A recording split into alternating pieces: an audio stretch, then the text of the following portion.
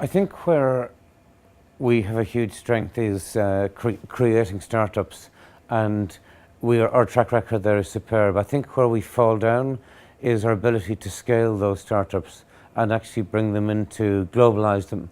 I think we've got some very good examples of Irish multinationals, but as you say, quite rightly, if you were to sort of cast your mind back 15, 20 years ago, you'd be looking at the Smurfit Kappas, the CRHs, the Ovalate, the Greencores, the Glanbias, the Kerry Foods. So there's some very good and great examples of them. Even in the gaming industry, going back to what we started the conversation at, you've got the companies like the Havocs who have obviously grown and thrived. So I think taking a startup and scaling it is a different skill than forming a startup. I think, and what I've said last year when we spoke at Glenties was that we have a lot of experienced managers who have worked in multinationals and who are still working in multinationals. And I think there's a role for those managers to play in understanding the dynamics of taking, a smaller organisation and rolling that out onto a global stage. And if you look at the number of people that are employed, if you look at the kind of companies that are involved, if you look at the really, really exciting things they're doing, it's amazing. And I'd go ask those folks, what is it about Ireland that helped them and do more of that stuff, and what is it about Ireland that got in their way, and fix that stuff, and whatever those things are. And my guess is broadband will come back to be one of those. Another one might be how government incentivises those kind of people. If you think about the tax incentives that government can offer, if you think about startup companies, how government can make it easy for the startup companies. If you think about that culture of failure we talked about and how you can turn that around and make it a badge of honour. If you think about even bankruptcy laws and how onerous they are in Ireland versus even the UK. So there's probably a laundry list of 5 or 6, 7 things that government, specifically from a policy point of view, can do, and I'm sure they're looking at those things. Some of them they probably already have done. And there's probably some things just innately about our raw talent capability that we can harness more of that industry.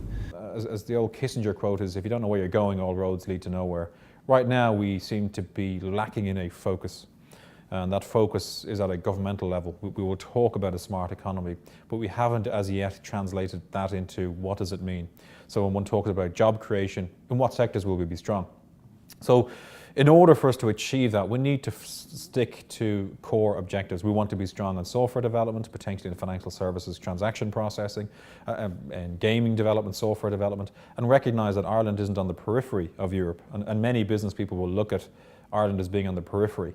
And the fact is we're actually at the center of a transatlantic trading hub, and how we can make that into a transatlantic trading hub. So whether you go into the content space, financial services, transaction processing space, we are the closest country to the US, and from the US, we're the closest country to Europe. And we have to look at how we can monetize that, how we can take that opportunity and grasp it. When you look at the way apps are going to explode in the next couple of years, I think a lot of the public sector kind of efficiencies are going to come through the better use of apps in the health sector. I mean, why do you need to go to a doctor every time? Couldn't you go online onto a web app on your phone and kind of put in your complaint and get some kind of rudimentary assessment of you?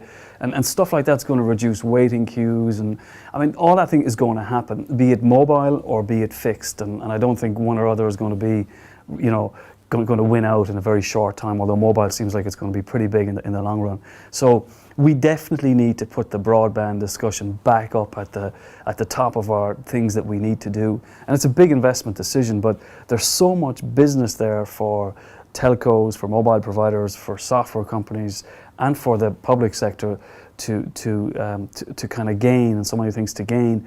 It's a price worth paying. There has to be a mind shift, I think, in where people were as to what it was generating value for the economy. Foreign direct investment, as you said, has been great and continues to be great, by the way. IDA do a fabulous job, still do a lot of work in bringing in great opportunities to the country. But obviously that's only one avenue for development. If we're going to be the knowledge-based economy that we strive to be, on the back of a quality digital infrastructure, we do need to have or be generating the types of skill sets from an engineering perspective, from a business perspective, from a science perspective, from an innovation perspective, and that there's a number of sort of milestones to that. There's the education system that's got to be in place to be able to cater for that. There's a university system that caters for that. There's got to be a willingness to support innovation and entrepreneurship at a certain level in order to cultivate it. And the fear I have at the moment is that maybe those people are going to be gone in the next 5 or 6 years because we're not going to be able to generate the type of environment that we need to support them. Back in 2004, the top 10 roles that I believe exist now simply didn't exist some 6 years ago. And I think what you've just described falls heavily into that category. And we have to accept that the world is changing at a pace we've not yet seen before. So our education system and everything associated has to start changing at a rapid pace accordingly if we wish to keep up. The opportunity that sits on the back of that is extraordinary. And in a sense, going back to STEM as well, it's one of the areas we do have to listen to. For example, I've had several people ask me the question before in terms of the technology space, where are the areas that we do see some of these opportunities rolling out there? And mathematics seems to be the common theme that's rolling out there. If you're a quantitative analysis in this space living in Ireland, you're looking at a very healthy salary, and you're looking at every organisation in that digital space that's looking for your services. I think if someone had put that question to me 5 years ago, I had a completely different career in mind for them. Yeah, I think not having a digital plan has obviously been something that we're not new to. People like myself have been calling out for years that we need to get on top of a digital plan, we need to get the various components in place. I suppose when I think about it, the place to start is probably education. And it's great to see that we have made some progress in that in the last number of months. You know, there was a number of false dawns, but I think we're finally there with a significant investment.